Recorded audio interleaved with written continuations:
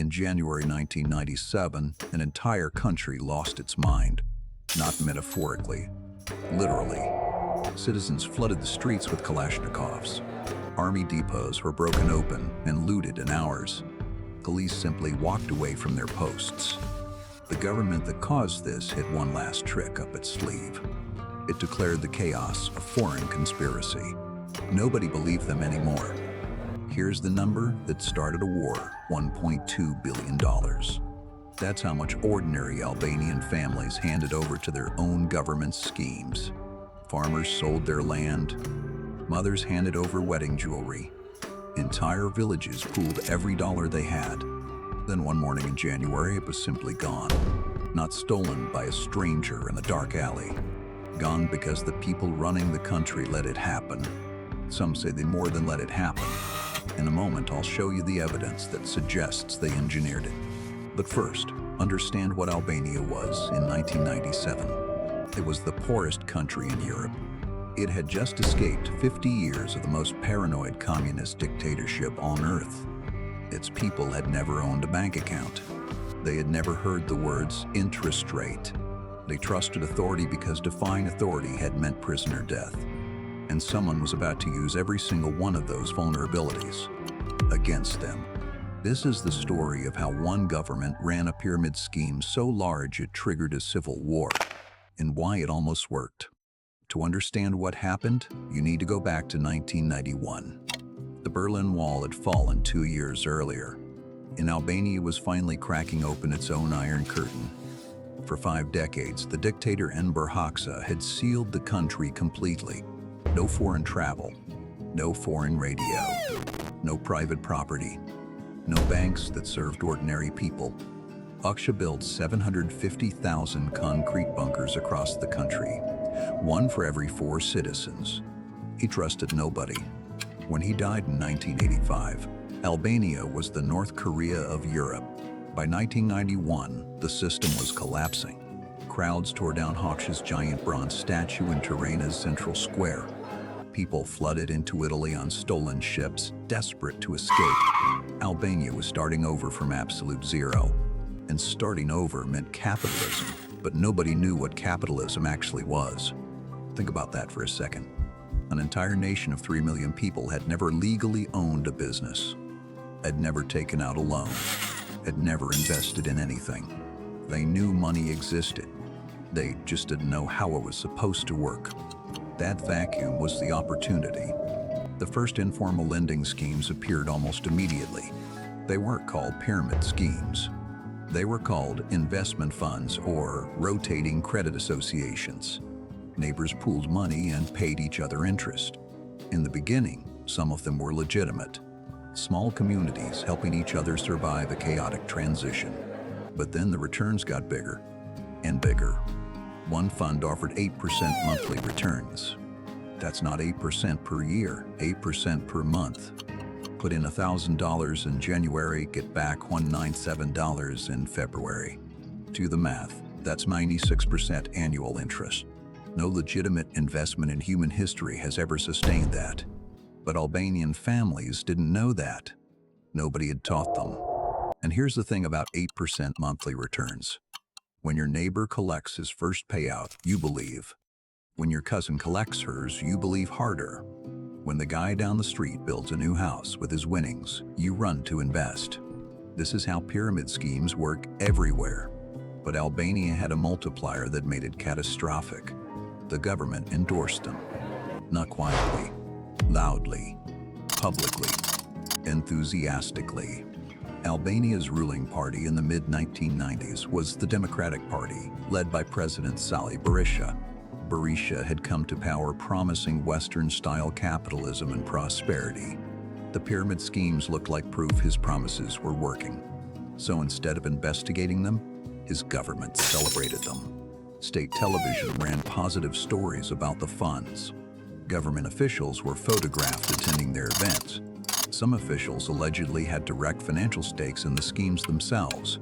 The largest fund, a company called VFA, operated hotels, supermarkets, and petrol stations. It looked completely legitimate on the surface. Vayathe's owner, Bavi Alamukaj, became one of the most powerful men in Albania. He wasn't hiding in the shadows. He was at government dinners. He was in newspapers. He sponsored Albania's national soccer team. Another major fund, Jalika, operated out of the southern city of Lore. Gashapal promised returns so high that economists refused to believe the numbers. The IMF sent warnings to the Albanian government in 1995. The World Bank sent warnings. Western financial advisors flew to Tirana specifically to raise the alarm. The government ignored every single one. Or worse, actively suppressed the warnings from reaching the public. By 1995, the schemes weren't just popular. They were the Albanian economy. An estimated $1.2 billion was locked inside them, in a country whose entire GDP was less than $2.5 billion. Nearly half the national economy was trapped in funds that required constant new money to survive. And here's the thing about pyramid schemes.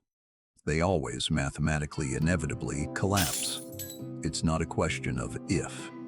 It's only ever a question of when. The Albanian government knew this. The IMF had told them explicitly, so why didn't they act? Some historians say they were incompetent. Some say they were complicit. And some say the evidence points somewhere even darker. That the schemes were being used to launder money from sanctions-busting arms deals during the Yugoslav wars. We may never know the full truth. But what happened next is documented in horrifying detail. By 1996, Albania looked like a miracle, at least on the surface. Tirana's streets were suddenly full of Mercedes-Benz cars. New restaurants opened every week. Construction cranes dotted the skyline. For ordinary Albanians, this felt like proof. Proof that the dark decades were finally over. Proof that capitalism worked. Proof that their sacrifices were paying off. And the numbers seemed to confirm it. Albania's official GDP growth was among the highest in all of Europe. Western journalists wrote admiring articles about the Albanian economic revival. The IMF, the same organization that had privately warned about the schemes, publicly praised Albania's transition to capitalism. President Berisha won re-election in 1996 in a landslide. International observers called the election flawed. Berisha called it a mandate. And why wouldn't he? The country was flush. At the peak, an estimated 1/3 of every Albanian household had money inside the schemes. In some rural villages, the number was closer to 2/3. Families were just investing spare cash. They were liquidating everything. A farmer in the south sold his land, planned his family had worked for generations, and handed the cash to Jalika. A teacher in Tirana took out a bank loan specifically to invest in VEFA. A shepherd sold his entire flock. The logic was simple and devastating. Why work for $100 a month when the scheme pays 10% monthly on your deposit? Work felt pointless. Saving felt pointless. The schemes had broken the relationship between labor and reward. Meanwhile, the men running these funds lived like kings. VFA's Vavi Alamukaj built a compound outside Tirana that locals called a palace. Jalika's operators in Vlore threw parties that lasted days. Shafri and Populi, two other major funds, opened gleaming headquarters in central Tirana. Marble lobbies, security guards in suits, branded pens and tote bags handed out to new investors. This is a classic con artist technique. You spend money on looking legitimate so that more money flows in. The appearance of wealth creates actual wealth temporarily. Investors who question the returns were shown the marble lobbies. They were shown the television sponsorships. They were shown the government officials who attended fund events. Would the president shake this man's hand if it were a scam? That was the actual logic people used. And it worked, because the president was shaking his hand. By mid-1996, the schemes were collectively paying out millions of dollars every single week. The early investors, the ones smart or lucky enough to get in and get out, made extraordinary returns.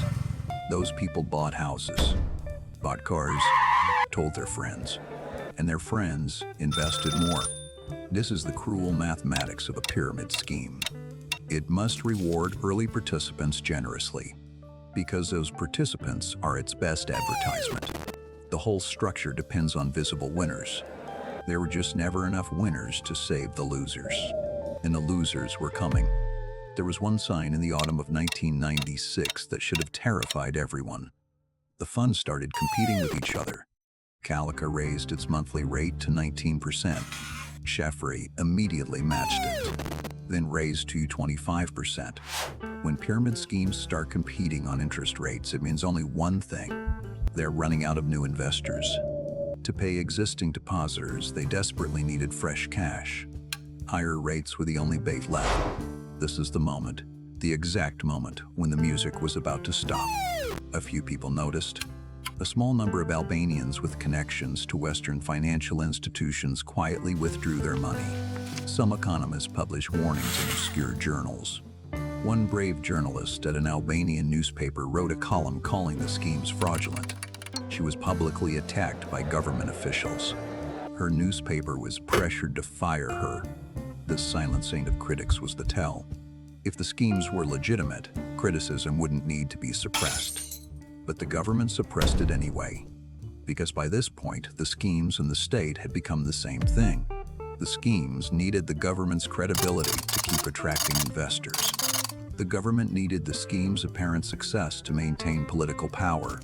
They were locked together, two drowning men clinging to each other, and the water was rising. In November 1996, the first small fund, a regional scheme called Sudi, failed to make its payments. Just one fund, just one missed payment. But word traveled fast. Panicked, depositors lined up outside Sudi's offices demanding their money back. There was no money. There had never been enough money.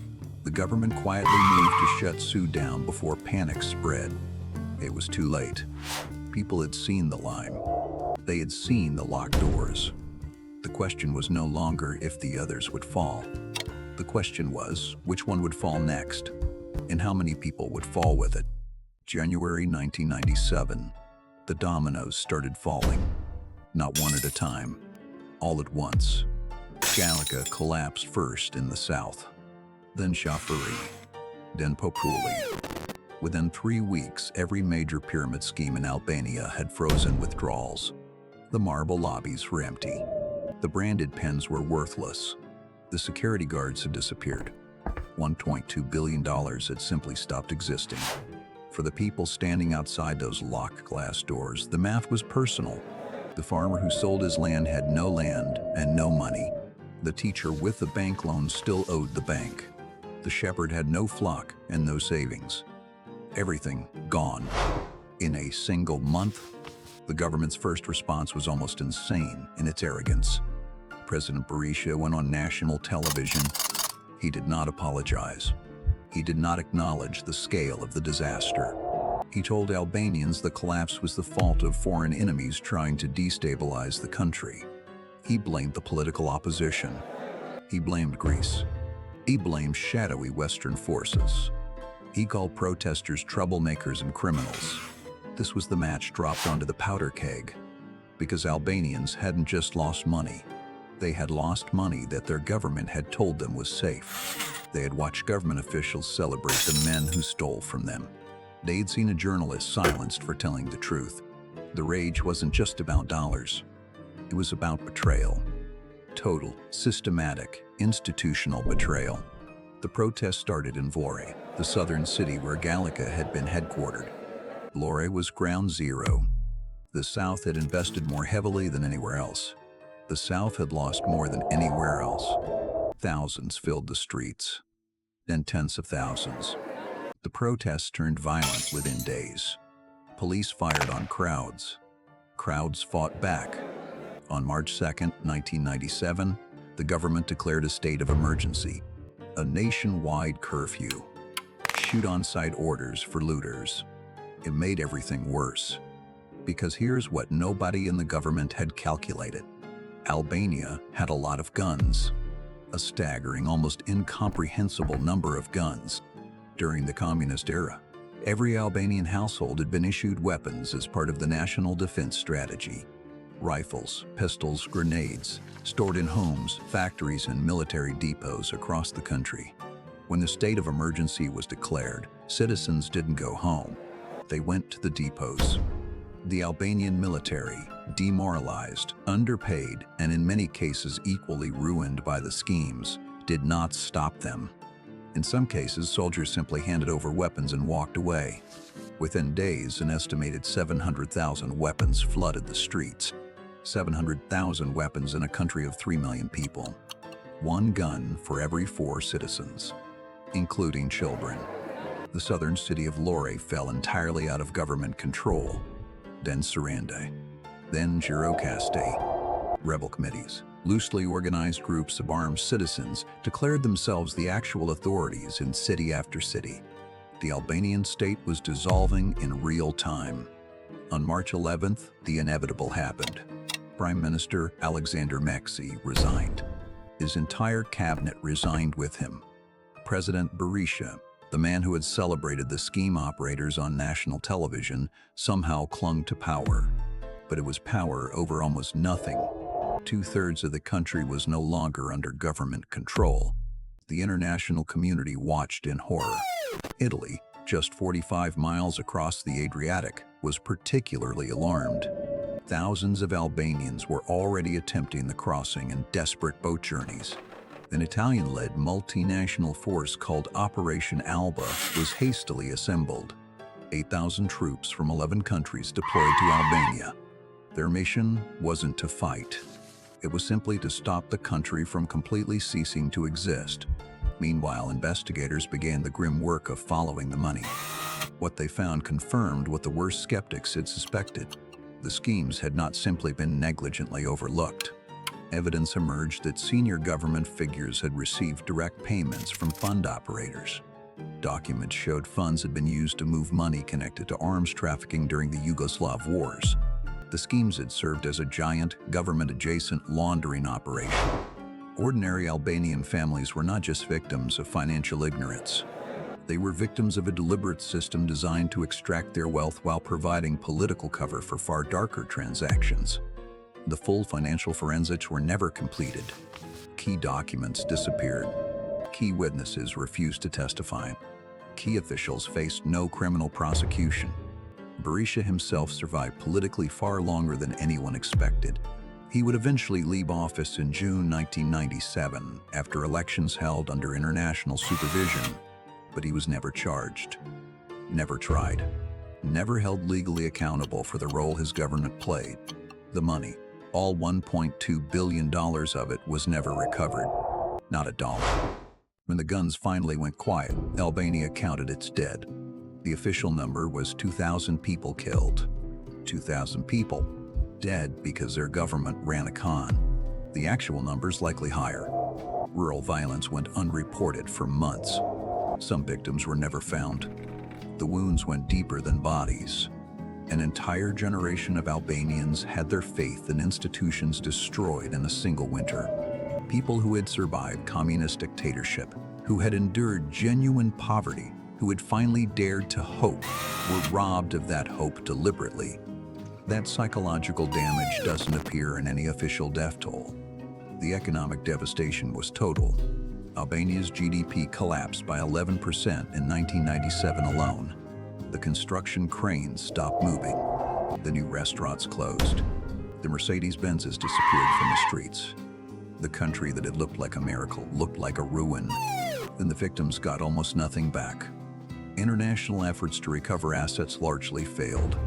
The scheme operators who could be found faced Albanian courts that were themselves barely functioning. Some received prison sentences. Most served only a fraction of them. Bibi Alamukaj of VFA, the man who had sponsored the national soccer team, was eventually convicted. He served years in prison, was released, and later re-entered Albanian business life. The farmers who sold their land got nothing. The teachers with unpaid bank loans got nothing. The shepherds got nothing. The journalist who had tried to warn people and been publicly attacked, she was vindicated. But vindication doesn't feed a family. On the international stage, The Albanian crisis sent a shockwave through every organization that had failed to prevent it. The IMF conducted a brutal internal review. Its conclusions were damning. The fund had detected the problem early.